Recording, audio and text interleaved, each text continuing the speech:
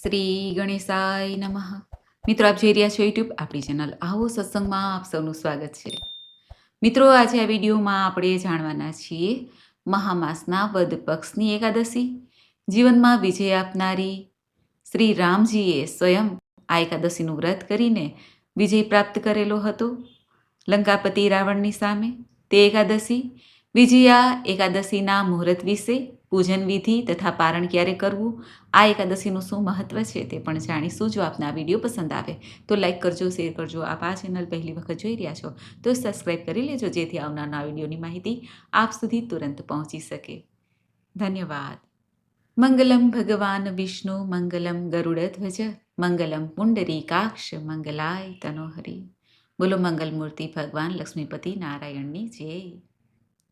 મિત્રો, એકાદશી એટલે 11મી તિથિ, જે વ્રતોના રાજા સમાન આ વ્રત કહેવાય છે. એકાદશી સ્વયં ભગવાન શ્રી નારાયણનું જ એક અંગ સ્વરૂપ છે, જે દેવીના રૂપમાં પ્રગટ થયા હોવાથી આપણે તેને એકાદશી માતા કહીએ છીએ. આ એકાદશીનું વ્રત ઘણું ફળ આપનારું છે. જીવનમાં 4 પદાર્થની પ્રાપ્તિ કરાવનાર છે: ધર્મ, અર્થ, કામ અને મોક્ષ.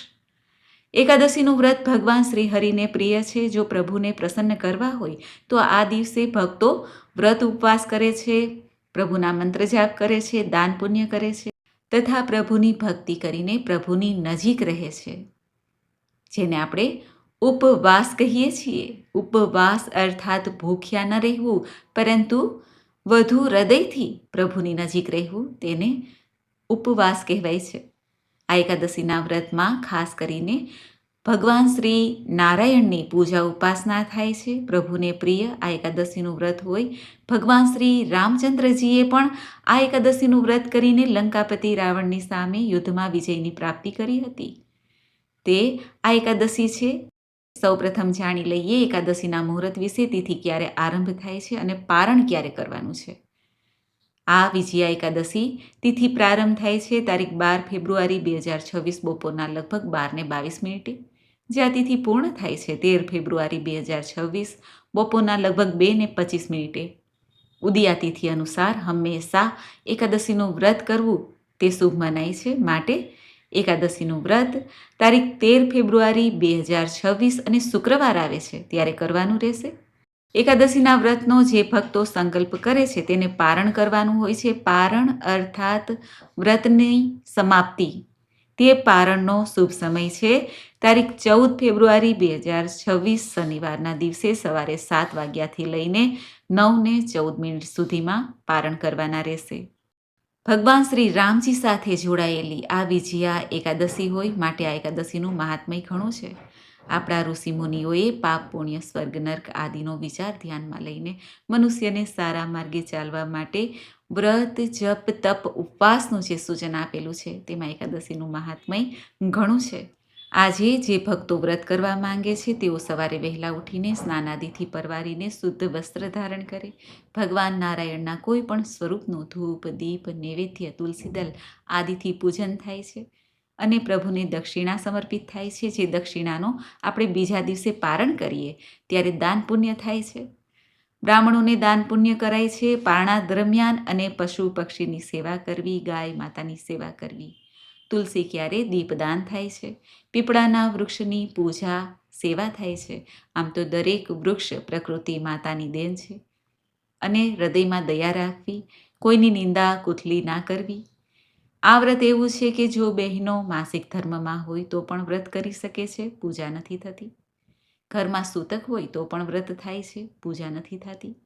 પરંતુ આ વ્રતના દિવસે ભગવાન શ્રી નારાયણનું હૃદય મનથી ધ્યાન ધરવાથી જીવનમાં ભુક્તિ અને અંતમાં મુક્તિ પ્રાપ્ત થાય છે. તેવો એકાદશીનો મહિમા છે. મિત્રો, મને આશા છે કે આપને આ વિડીયો જરૂર પસંદ આવ્યો હશે. આજે એકાદશીના દિવસે ભગવાન શ્રી હરિનું નામ સ્મરણ કરીને ગીતાજીનો પાઠ કરાય છે, વિષ્ણુ સહસ્ત્ર નામ પાઠ કરાય છે અને પિતરોને મોક્ષ આપનાર તથા પિતરોના આશીર્વાદ પ્રાપ્ત કરાવીને જાય છે. આજે પવિત્ર નદીઓમાં સ્નાન કરવાનું પણ મહત્વ છે. આપણે સ્નાન ન કરી શકીએ તો સ્મરણ કરીએ સ્નાન કરતી વખતે.